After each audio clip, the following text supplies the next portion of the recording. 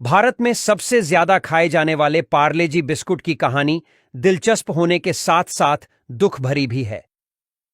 पार्ले जी biscuit की नन्ही गुड़िया और निरमा वॉशिंग पाउडर के पैकेट पर सफेद फ्रॉक पहनी जो लड़की नजर आती है, वो आज किस हालत में है? पिछले काफी लंबे समय से दिखाई देने वाली ये दो लड़कियां आज कैसी दिखती हैं? तो चलिए वीडियो को शुरू करते हैं।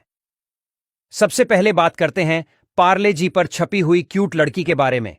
पर उससे पहले जानते हैं पार्ले जी बिस्कुट का इतिहास जो 82 साल पुराना है। इसकी शुरुआत मुंबई के विलेपार्ले इलाके में एक बंद पड़ी पुरानी फैक्ट्री से हुई थी। यह साल 1929 की बात है, जब एक व्यापारी मोहनलाल दयाल ने इस फैक्ट्री को खरीदा था, जहां पर इन्होंने कन्फेक्शनरी बनाने का काम शुरू किया। धीरे धीरे पार्ले जी कंपनी ने कमाई के मामले में रफ्तार पकड़ी।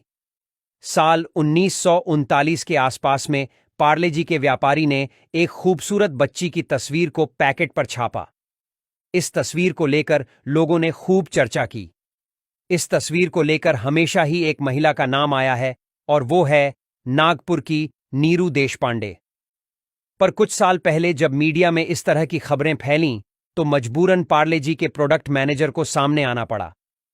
उन्होंने साफ तौर पर कह दिया था कि पैकेट पर दिखने वाली बच्ची की तस्वीर का वास्ता किसी से नहीं है।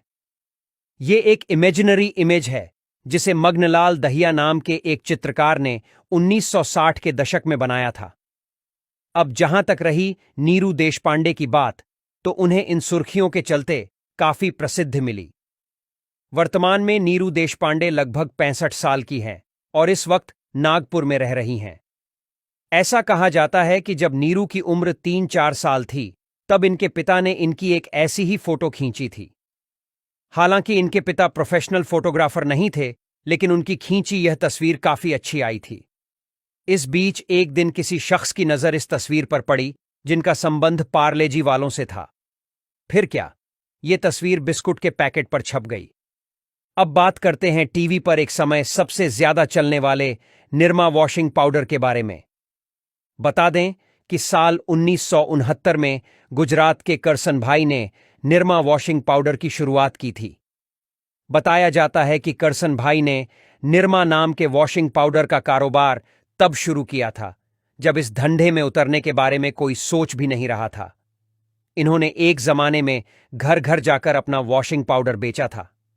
हालांकि इन्होंने आखिरकार क्यों निरमा वॉशिंग पाउडर पर इस लड़की की तस्वीर छापी, ये कहानी छपने के साथ साथ दुख भरी भी है।